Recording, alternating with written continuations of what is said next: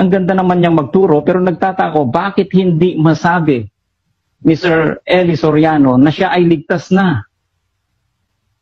So bakit hindi niya masabi na kayo ay ligtas na? Meron lang dalawang possible things na nasa isip ko. Probably there are more, pero bakit kaya niya hindi masabi? Probably because ay hindi sinasabi ng banal na espiritu sa kanya na siya ay ligtas na.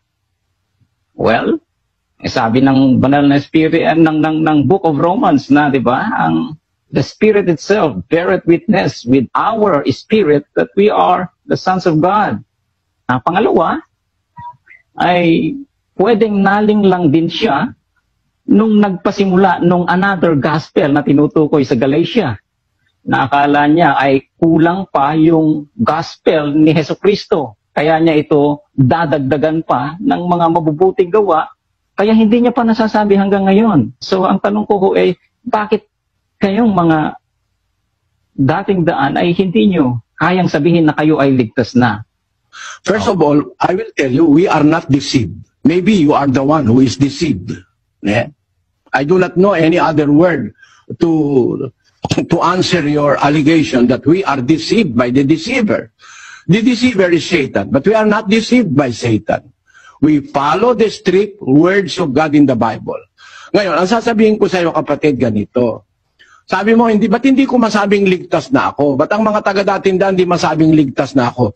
Tapos, ang binasa mo, yung 8 ng Roma. Babasahin ko, hindi mo kasi binasa eh. Roma 8:15, 8:16. Kapatid na Daniel.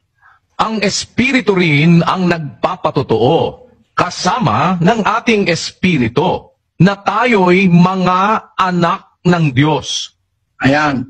Yung pagiging anak ng Diyos, kapatid, hindi ang ibig sabihin, ligtas ka na agad. No? Hindi ang ibig sabihin ng pagiging anak ng Diyos, ligtas ka na agad. No?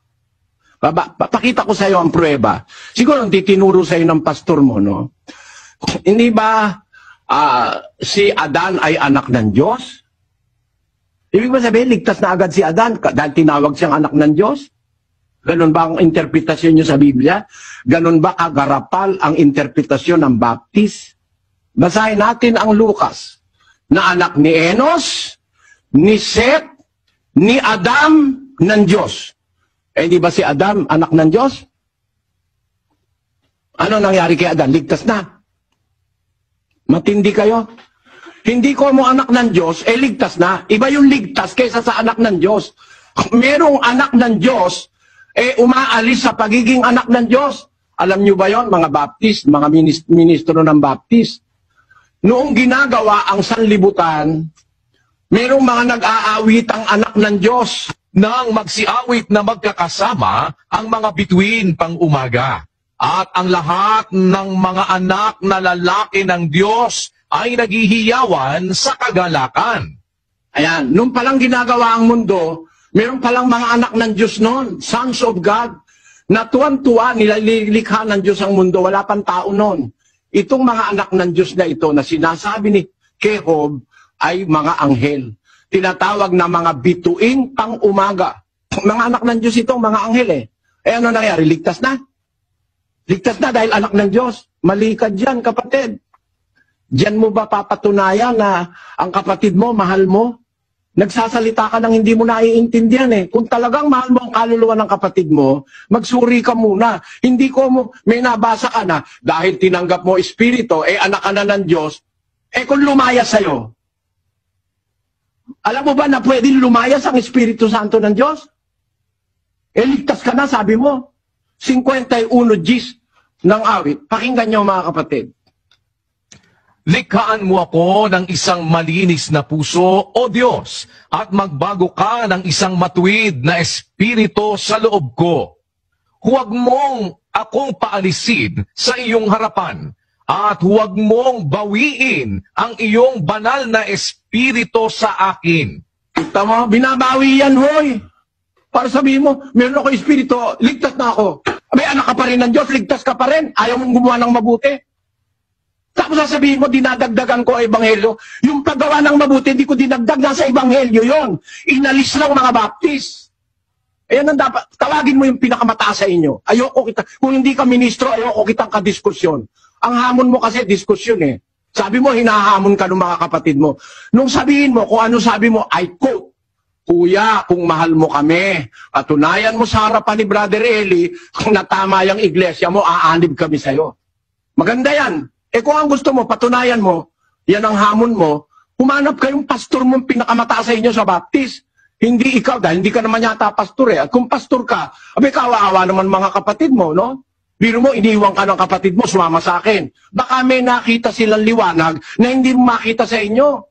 Bakit? Unang-una, mali ang presumption nyo, ang deduction nyo. Pagka pala anak ng Diyos, ligtas na. Hindi totoo yan. Maging sa mga anghel, na mga unang tinawag na mga anak ng Diyos, may mga nagkasalat na pahamak.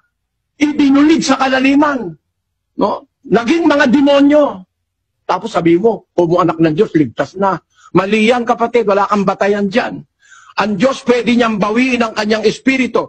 Pag nagsalaula ka, kagaya nung miyembro sa Korinto, ligtas ba yun?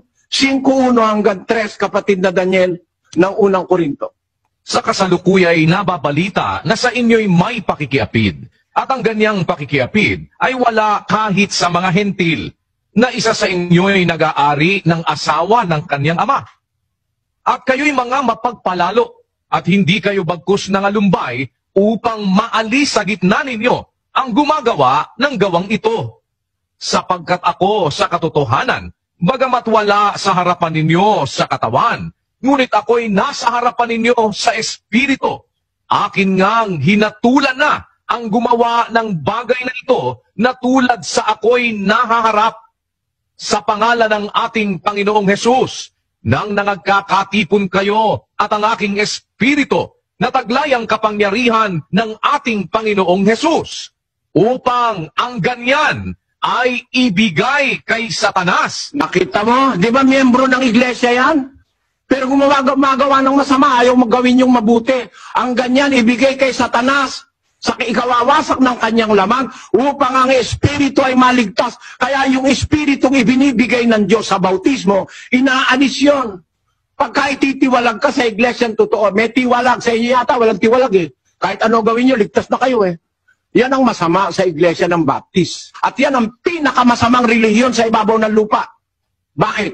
Ang advocacy niyan, ligtas na agad, tapos wala nang kailangan gawang mabuti. Sino nagsabi sa inyo hindi na kailangan gumawa ng mabuti? Ilagay mo nga ang kanilang aral sa screen. Kasi alam ko yan eh. Hindi nyo naman ako po pwedeng paglakuan pagdating sa relihiyon, ano?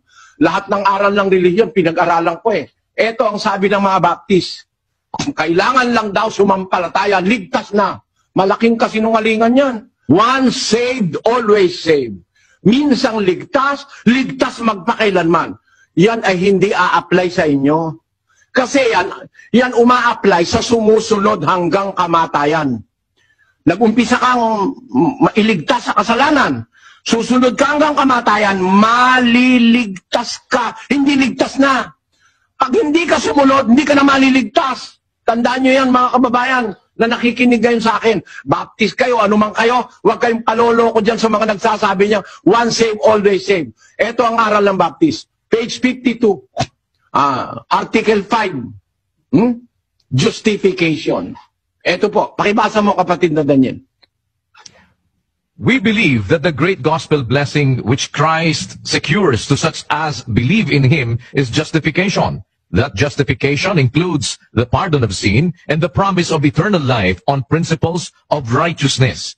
That it is bestowed not in consideration of any works of righteousness which we have done, but solely through faith in the Redeemer's blood, by virtue of which... Tinan nyo kasi nungalingan yan. Ang justification daw, sabi ng Baptist, is bestowed not in consideration of any works of righteousness which we have done, but solely through faith in the Redeemer's blood. Kasi nungalingan yan, di totoo yan. Walang verse na ganyan sa Biblia. Na ang justification not in consideration of any works of righteousness. Yun ba ang ibig nyo sabihin? Hindi na kailangan ng gawang mabuti? Para maligtas ka, ma-justify ka sa pamagitan lang ng dugo ni Kristo, ligtas ka na. Kanino uma-apply yung dugo ni Kristo? Yun ang tanungin mo muna, baka